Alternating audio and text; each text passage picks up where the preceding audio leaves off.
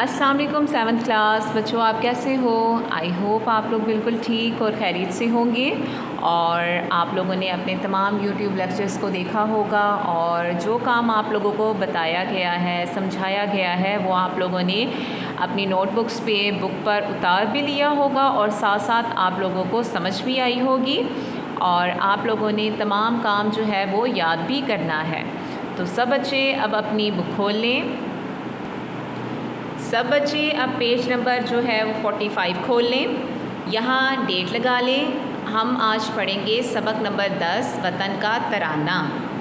بچوں، سبق کے نام سے ہی معلوم ہو رہا ہے کہ وطن کا ترانے کا مطلب ہے کہ وطن کی تعریف بیان کی جا رہی ہے، وطن کا گیت گایا جا رہا ہے، وطن کا جو ہے اس میں نظم جو پڑھی جا رہی ہے، جس میں وطن کے بارے میں، ملک کے بارے میں جو ہے وہ اپنے احساسات کا، اس کے جذبات کا، اس کی خوبصورتی کا جو ہے وہ اظہار کیا جا رہا ہے خوبصورت اشعار کی شکل میں۔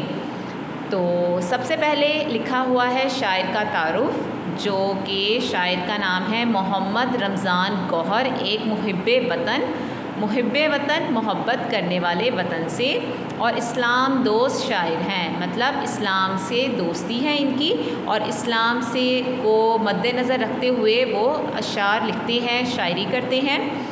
عہد حاضر میں مطلب موجودہ دور میں بچوں کے اہم شعراء میں محمد رمضان گوہر کا نام بھی احترام سے لیا جاتا ہے۔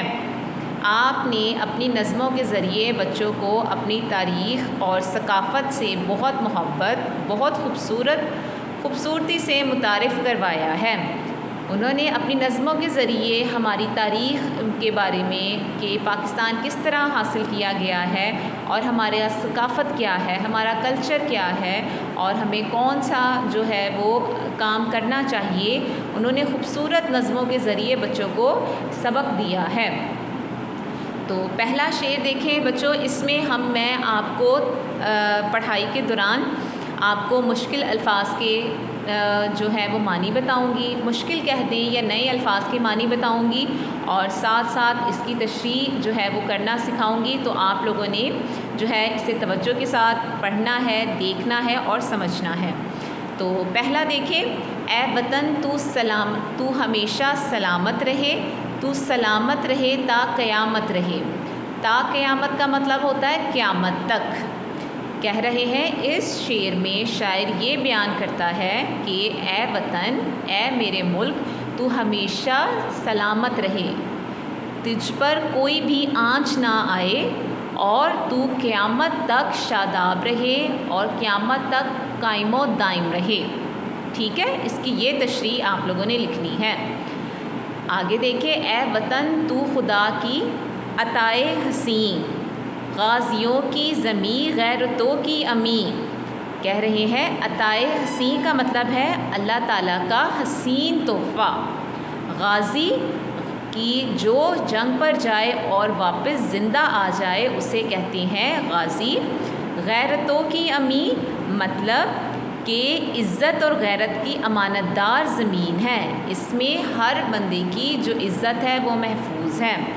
اب اس شعر میں شاعر کیا کہہ رہے ہیں کہ اے وطن تو خدا کی طرف سے ایک حسین تحفہ ہے جو ہمیں ملا ہے، یہ غازیوں کی زمین ہے، اور اس میں جو ہے کہ عزتوں کی امانت دار زمین ہے، یہ عام زمین نہیں ہے کہ کسی کو بھی مل جائے، یہ ہمارے پاک وطن کی سرزمین ہے۔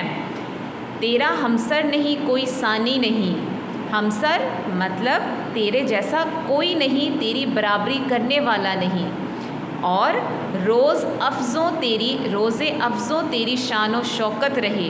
روز و افزوں مطلب دن دگنی، کہ تیری جو شان و شوکت ہے وہ دن دگنی، مطلب وقت گزرنے کے ساتھ دن گزرنے کے ساتھ ساتھ اس کی شان و شوکت میں، اس کی عزت میں اضافہ ہوتا رہے۔ تیرا مقابلہ کرنے والا یا تیری برابری کرنے والا جو ہے وہ کوئی نہیں ہے، اے وطن تو سب سے عظیم ہے۔ اے وطن تو ہمیشہ سلامت رہے، تو سلامت رہے تا قیامت رہے۔ اے وطن تو ہمیشہ سلامت رہے، تو ہمیشہ قیامت تک قائم رہے، تیرا نام و نشان جو ہے وہ کوئی بھی قیامت تک مٹا نہیں سکتا۔ تیرے دشمن کو دشمن ہی سمجھیں گے ہم، تیری زندگی تیری خاطر لٹائیں گے ہم، مسکرا کر صدا جان واریں گے ہم، تیری دل میں ہماری محبت رہے۔ کہہ رہے ہیں کہ اے وطن، تجھ سے اتنی محبت ہے ہمیں کہ تیرے دشمن کو ہم اپنا دشمن سمجھتے ہیں، کیونکہ تو ہمارا گھر ہے۔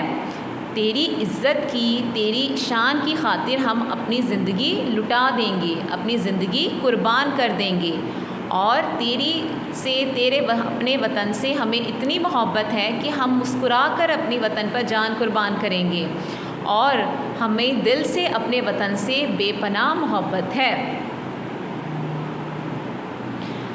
اب نیکسٹ پیج پہ آپ اشعار دیکھیں۔ اے وطن تو ہمیشہ سلامت رہے، تو سلامت رہے تا قیامت رہے۔ تیرے نغمے بہاروں کا پیغام ہیں، تیرے چشمے نظاروں کا پیغام ہے، تیرے صحرا ستاروں کا پیغام ہے۔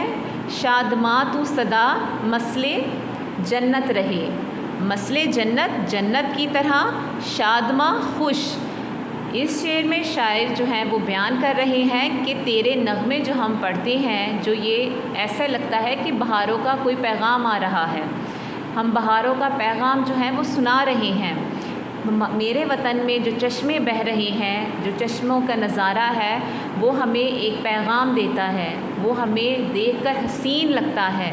ہمارے وطن میں جو صحرا ستارے جو چمک رہے ہیں وہ ایسے ہی پیغام کی طرح ہے، ایسے ہی جو ہے وہ ہمیں لگتا ہے، انہیں دیکھ کر ہمیں محسوس ہوتا ہے کہ یہ ہم سے کچھ کہنا چاہتے ہیں، ہم لوگ اس کے محافظ ہیں، ہم اس وطن کے رکھوالے ہیں۔ وہ کہتے ہیں کہ میرا وطن جو ہے وہ ہمیشہ خوش اور شادماں رہے، جیسے کہ ایک جنت کا ٹکڑا ہو، ایسے لگے کہ میرا وطن ایسا بن جانا چاہیے، یا میرا وطن ایسا ہے کہ جیسے جنت زمین پر آ گئی ہے۔ اے وطن تو ہمیشہ سلامت رہے، تو سلامت رہے تا قیامت رہے۔ اے وطن تو ہمیشہ سلامت رہے، تیری آن بان شان کے لیے ہماری جان قربان ہے۔ دل سے نکلی دعاؤں کی تاثیر تو، سچ جو پوچھوں تو ملت کی جاگیر تو، خواب اقبال کی زندہ تعبیر تو، تیری قائم صدا شان و شوکت رہے۔ اے وطن تو ہمیشہ سلامت رہے، تو سلامت رہے تا قیامت رہے۔ اب وہ کہہ رہے ہیں اس بند میں کہ میرا وطن جو ہے اس کے لیے میں دل سے دعائیں کرتا ہوں، مجھے لگتا ہے کہ یہ میرا وطن جو ملا ہے یہ میری دعاؤں کی تاثیر ہے، میری دعاؤں کا ہی اثر ہے۔ تاثیر، اثر اور جاگیر کا مطلب ہوتا ہے کہ حکومت کی طرف سے کسی خدمت کے عوض ملنے والی زمین۔